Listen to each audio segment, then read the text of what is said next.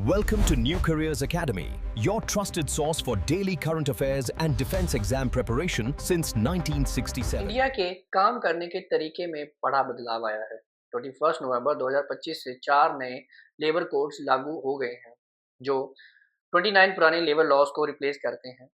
इस वीडियो में हम समझेंगे इन नए कोड्स का वर्कर्स और एम्प्लॉयर्स पे क्या असर पड़ेगा।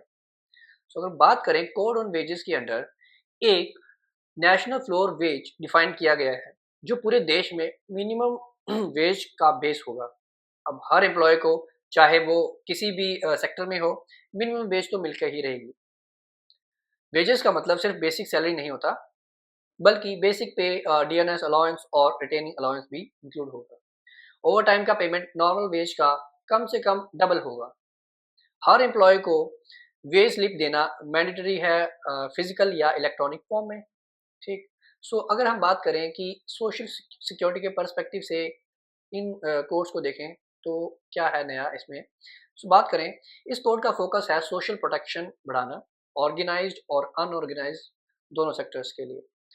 गिग और प्लेटफॉर्म वर्कर्स जैसे डिलीवरी बॉयज और ऐप बेस्ड वर्कर्स जो को पहली बार लीगल स्टेटस दिया गया है, उनके लिए एक स्पेशल सोशल सिक्योरिटी फंड भी बनेगा, जिसमें एग्रीगेटर्स अपनी एनुअल टर्नओवर को 1 to 2% कंट्रीब्यूट करेंगे।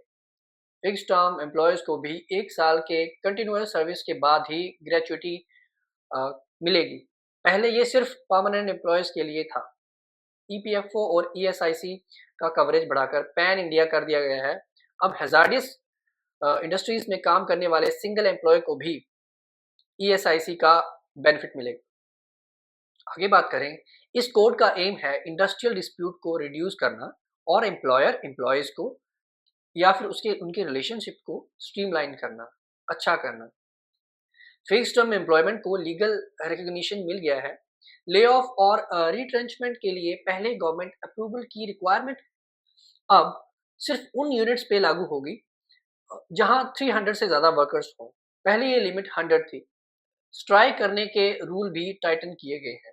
अब 60 डेज पहले नोटिस देना पड़ेगा। और अगर हम बात करें मास कैजुअल लीव की, तो अगर 50% से ज़्यादा एम्प्लॉयज़ एक ही दिन छुट्टी लें, उससे भी स्ट्राइक माना जाएगा। ठीक। काफ़ी टाइट कर दिया गया है इसको। आगे हम बात करते हैं कि इसमें जो है वो सेफ्टी एंड स्टैंडर्ड्स या वर्किंग कंडीशंस का क्या प्रोविजन है। Occupational safety, health, working conditions, code का गोल है वर्किंग कंडीशन को सेफर और ट्रांसपेरेंट बनाना। अब फैक्ट्री लाइसेंस की रिक्वायरमेंट पावर बेस्ड यूनिट्स के लिए 20 और नॉन पावर यूनिट्स के लिए 40 वर्कर्स तक बढ़ा दी गई है। कॉन्ट्रैक्ट लेबर के लिए लिमिट 20 से बढ़ाकर 50 वर्कर्स कर दी गई है, तो ये अच्छी बात है। वुमेन्स को नाइट शिफ्ट में काम करने की परमिशन मिलेगी उनकी कंसेंट से और सेफ्टी प्रोविजन के साथ। बहुत ही बढ़िया चीज़ थी। और एम्प्लॉयर्स को अब हर वर्कर को फॉर्मल अपॉइंटमेंट लेटर देना ज़रूरी है और एनुअल हेल्थ चेकअप्स भी मैंडेटरी हैं, खासकर फैक्ट्रीज या कंस्ट्रक्शन साइट और माइंस में काम करने वाले लोगों के लिए।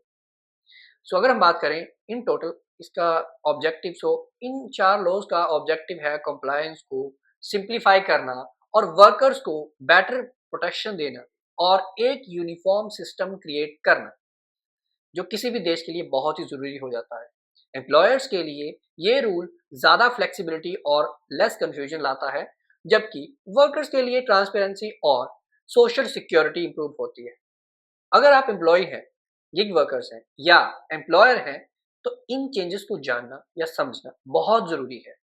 ऐसे ही आपको एक्सप्लेनर्स चाहिए, तो जुड़े रहिए न्यू करियर्स अकेडमी के साथ। जय हिंद माय फ्रेंड्स।